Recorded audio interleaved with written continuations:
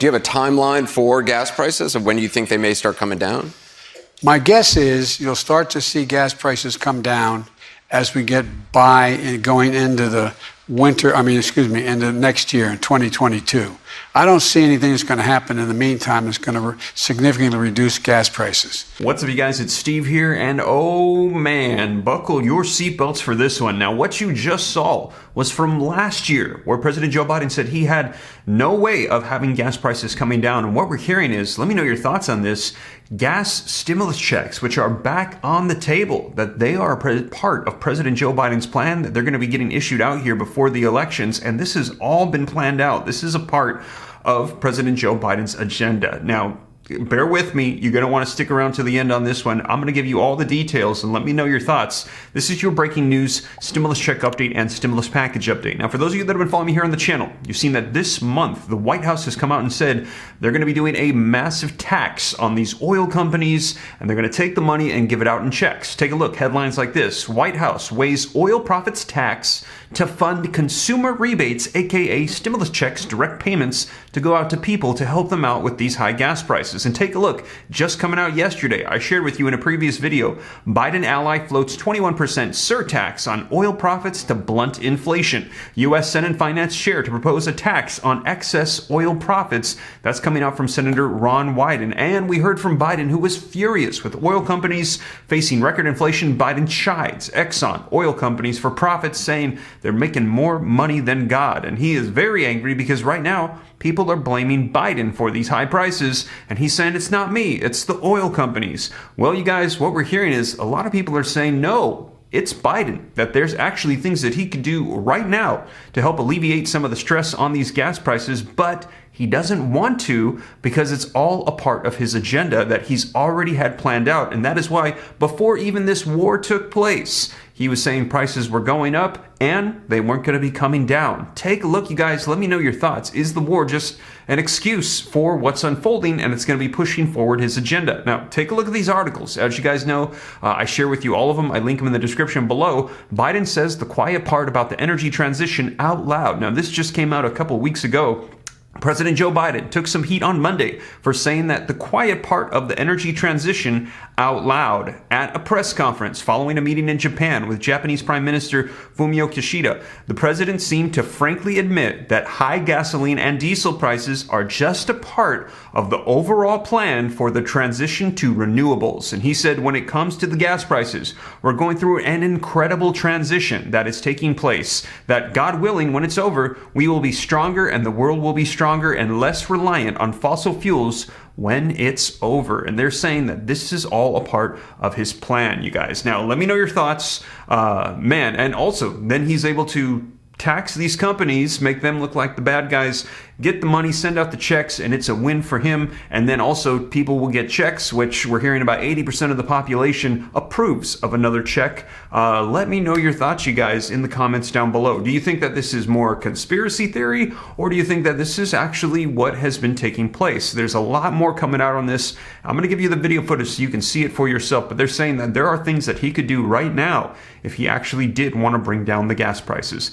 Let me know your thoughts, but let's dive into the video footage. Now, before we do, if you could do me a quick favor, just takes a second. If you appreciate the content, don't forget, smash that like button. Just takes a second. It helps me out a ton. Also, leave your comments. I'd love to hear your thoughts on this. Share this out if you think it could help out other people. If this is your first time here and you want to stay up to date on stimulus checks, Congress, legislation, our economy, everything going on, breaking news, don't forget, take a quick second, smash the subscribe button. It's totally free. Why not? Come join the Ram fam. I'll let you know everything going on, and turn on the notification bell so you're notified right away as updates come out. Any specific questions for me, shoot them to me in the DM on Instagram at SteveRam3. Consider joining my second channel, Steve Ram Finance, to learn about growing wealth and personal finance, and keep an eye out for a comprehensive list of all checks, city, county, state, that are happening all over the nation. There's hundreds of them people don't even know about. We're assembling a list to make sure that you don't miss out, because a lot of them are only available for a limited amount of time, and they're saying that 90% of people that are eligible are totally missing out because they don't even know that they exist. Well, that's not going to happen to my viewing community here and the Steve Ram channel, so keep an eye out. I'm going to make sure that you know about them.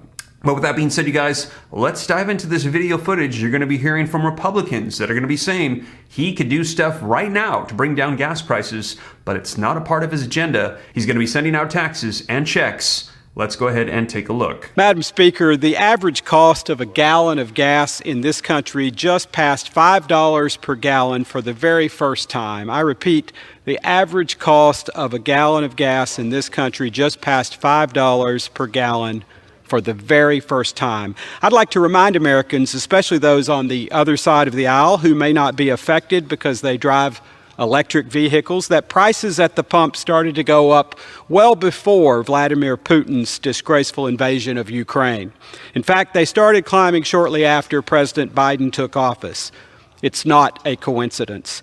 It's not an unintended consequence. It was the president's intended outcome. The president doesn't beat around the bush on the topic of fossil fuels. On the campaign trail, he pledged to get rid of them. I would say he's well on his way to keeping that promise. Remember, this country was a net exporter of oil. Now we're stuck hoping the president has a good meeting with the Crown Prince of Saudi Arabia, the same country he called a pariah, one that we hope results in them producing more oil and hopefully lowering global prices. This administration has taken many steps to make it next to impossible to expand drilling here at home. We all remember how quickly the president killed the Keystone XL pipeline with no regard for the impact that would have on those jobs or how dependent it would make us on foreign oil suppliers. This administration has also proposed more than $80 billion in tax increases on energy producers in the first two budget cycles since being in office. We know the war in Ukraine has impacted fuel prices, but we Republicans argue that we didn't have to be reliant on foreign countries. If we just used the oil we have here at home, we probably could have kept prices down. Now we're asking OPEC to produce more. It makes no sense. The president calls this moment an incredible transition. I see nothing incredible about it. In fact, the only transition I see is the American people going from being able to provide for their families to being stuck at home because of record inflation and gas prices that have more than doubled. We're not going to go from oil to electric consumption overnight. The grid isn't ready for an all-electric future. We should pursue an all-of-the-above approach that includes oil. The Tennessee Valley Authority uses 39% nuclear, 19% coal, 26% natural gas, 11% hydro, and 3% wind and solar to power millions of homes across the Tennessee Valley. That's how you make sure you're not just energy independent, but you're energy dominant. The answer isn't raiding our strategic petroleum reserve. The answer certainly isn't relying on foreign countries for supply. The answer is tapping into the resources with which our nation happens to be abundantly blessed. With that, Vice Chairman Johnson, I yield the remainder of my time. There you have it, you guys. Let me know your thoughts. They said that the answer is tapping into the resources that we do have available, opening those up, and that's coming from Congressman Rose. Now, also, we're going to be taking a look at a video report right here. Let me know your thoughts. This just came out, and they're saying that the reason why Biden is furious is because he was trying to push forward his agenda, but now the American people aren't buying it, and they're saying that you can do things, you're causing these increased gas prices, and it's not working for his overall plan. And he's getting the blame, and his approval is plummeting. Let me know your thoughts, you guys. Let's take a look at this video footage. Let's bring in Kathleen Skama, Western Energy Alliance President. Kathleen, good morning. It is great to see you today, especially to break down this letter that the president said energy companies yesterday, where he scolded them. And one of the things that he said is that refineries, the companies that turn crude oil into gasoline, are not doing that at a high enough rate because they are charging more to turn a profit. Is that true?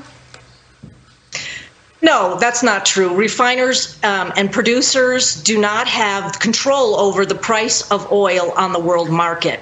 And right now, refining capacity is down about 1 million barrels because of several reasons, contracted during COVID, but also because of pressure on climate change pressure to get away from fossil fuels, many refiners shifted capacity from oil to renewables. And so we have lost capacity in this country. Yeah, the other thing that the president said in this letter yesterday, Kathleen, that I thought was pretty amazing is he said, I am prepared to use all tools at my disposal as appropriate to address barriers to providing Americans affordable, secure energy supply. So the president is saying that he's all in. He's willing to do anything to help decrease gas prices. So what are some of the things that the president can do today to make that happen?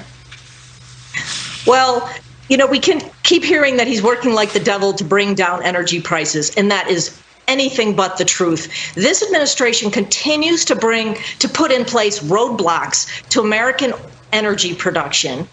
They will not back down on climate change and other regulation that is meant to suppress American oil and natural gas development. So when the president is now desperate because he's concerned that the public is getting it, they're blaming him for all of the things he's done since shutting down Keystone to stopping leasing and all kinds of things that he's done to make it more difficult to produce American energy. And then now he's feeling the heat from voters and trying to blame it on us. Yeah, that's interesting. So when the president also says, this is sort of a fact-checking segment, and you providing the facts here to what the president is saying. When the president says that there are 9,000 unused leases and permits and oil companies aren't drilling because they want to keep the oil in the ground so that there's a shortage of it and they can charge higher prices, is that true? Well, then he should talk to the environmental groups that they keep settling with, because we have about 5,900 leases that we can't develop on because it's held up in litigation. Now we've got 3,000 permits that the environmental groups are sued on because they don't want those permits to move forward and drilling to take place. So, he says all these things, but all of the actions are actually meant to stop production, particularly on federal lands and waters. How long, Kathleen, do you think prices are going to stay at these record highs that we're seeing right now? I certainly cannot predict prices. There are too many factors that go into the price of oil globally, and then we have refining capacity that's constrained, and that's why prices are high, particularly for diesel, because there is a shortage because our refining capacity is down. So there are the supply chain issues that are affecting producers and refiners. We do not set the price of oil globally. We're trying to increase production and bring it down. And the American producer has increased production. But there are roadblocks. And in the past, under the Trump administration, we were able to produce, and we had a political environment where we could. This time, there are too many obstacles, and then you layer in top all of the supply chain issues that we're all facing, and it's causing a pinch for consumers. And we're trying to bring those prices down, but it's very difficult in this political environment. And I still can't get over the fact that the president yelled at oil and gas companies yesterday in this very strongly worded letter when he was campaigning on a promise to end fossil fuels in this country. Kathleen, got to leave it there. Thank you for joining us again. We so appreciate it. Thank you. There you have it, you guys. Let me know your thoughts. Now, they're saying that they can't believe the president is yelling at the oil companies because he can do all these things, but also we're hearing that they are price gouging. Who do you believe? Let me know your thoughts. But man, we're going to be seeing, and whatever unfolds, I'll be sure to let you know and keep you up to date here on the channel. As we're hearing that with every day that goes by and we get closer to these midterm elections, it is becoming more and more likely that we are going to be seeing legislation coming out from Congress.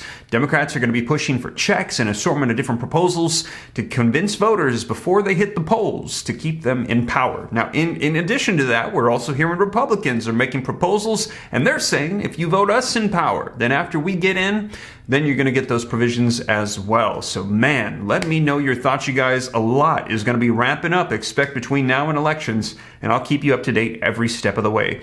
But with that being said, you guys, once again, thank you so much for joining me. If you made it this far and you haven't already, don't forget, smash that like button for me. Helps out the channel a ton. Thank you so much. Leave your comments, share this out. If you want to stay up to date, it's free. Why not? Come join the Ram fam. Hit the subscribe button, turn on that notification bell. Any specific questions for me, shoot them to me in the DM on Instagram Instagram at SteveRam3, and consider joining my second channel, Steve Ram Finance, to learn about growing wealth and personal finance. And keep an eye out for a comprehensive list of all stimulus checks on all different levels so you don't miss out on anything. But with that being said, you guys, once again, thank you so much for joining me, and I'll catch you in the next one. Take care. God bless. This is Steve.